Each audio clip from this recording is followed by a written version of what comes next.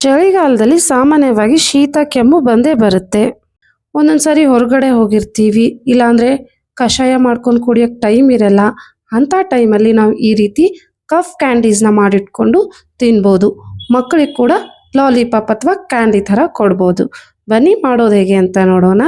ನಾನಿಲ್ಲಿ ಹಸಿ ಶುಂಠಿನ ತೊಗೊಂಡಿದ್ದೀನಿ. ಈ ರೀತಿ ನೀಟಾಗಿ ಸಿಪ್ಪೆ ತೆಗೆದುಬಿಟ್ಟು ನಾವಿದನ್ನು ಚಿಕ್ಕದಾಗಿ ಪೀಸ್ ಮಾಡಿ ಮಿಕ್ಸಿ ಜಾರ್ಗೆ ಹಾಕಿ ನುಣ್ಣಗೆ ರುಬ್ಕೊಂಡು ಬಿಡೋಣ. ನೋಡಿ, ಈ ರೀತಿ ನುಣ್ಣಗೆ ರುಬ್ಕೊಂಡು ಬಿಡಬೇಕು. ಇವಾಗ ನಾವು ಇದನ್ನು ಸಾನ್ಗೆ ಹಾಕಿ ಇದರ ರಸನ ಸಪ್ರೇಟ್ ಮಾಡಿಟ್ಕೊಳ್ಳೋಣ. ಸಾಮಾನ್ಯವಾಗಿ ಮಕ್ಕಳು ಶುಂಠಿನ ತಿನ್ನಲ್ಲ ಖಾರ ಇರೋದ್ರಿಂದ. ನೀವು ಈ ರೀತಿ ಕ್ಯಾಂಡಿ ಮೂಲಕ ಹಾಕ್ಕೊಡೋದ್ರಿಂದ ಅವ್ರಿಗೆ ಇಷ್ಟ ಕೂಡ ಆಗುತ್ತೆ, ಈಸಿಯಾಗಿ ತಿನ್ಕೊಂಡು ಬಿಡ್ತಾರೆ. ಒಂದು ಅರ್ಧ ಬೌಲ್ದಷ್ಟು ಶುಂಠಿ ರಸ ಬಂದಿದೆ. ನಾನು ಇದನ್ನು ಇವಾಗ ಬಾಣಲಿಗೆ ಹಾಕ್ಕೊಳ್ತೀನಿ. ಇದಕ್ಕೆ ನಾನು 2 ಬೌಲಷ್ಟು ಬೆಲ್ಲನ ಹಾಕ್ಕೊಳ್ತಾ ಇದ್ದೀನಿ.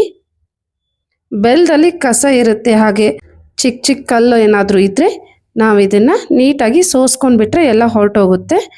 ಬೆಲ್ಲ ಕರಗಿದೆ, ಇದನ್ನು ನಾನು ಸಾನ್ಗೆಗೆ ಹಾಕಿ ಸೋಸ್ಕೊಳ್ತಾ ಇದ್ದೀನಿ.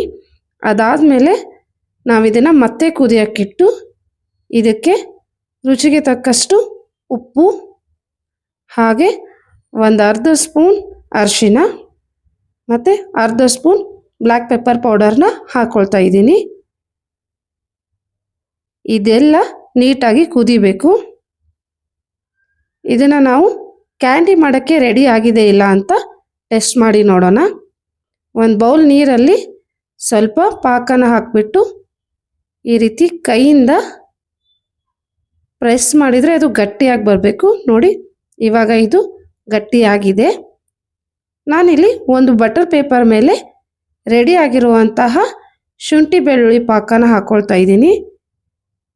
ಈ ರೀತಿ ನೀವು ಸ್ಟಿಕ್ನ ಇಟ್ಕೋಬೋದು ಕ್ಯಾಂಡಿ ಲಾಲಿಪಾಪ್ ಥರ ಕೊಡೋಕ್ಕೆ, ಇಲ್ಲಾಂದರೆ ಹಾಗೆ ಕೂಡ ಡಬ್ಬದಲ್ಲಿ ಹಾಕಿಟ್ಕೊಂಡು ಕೆಮ್ಮು ಶೀತ ಬಂದಾಗೆಲ್ಲ ತಿನ್ಕೋಬೋದು.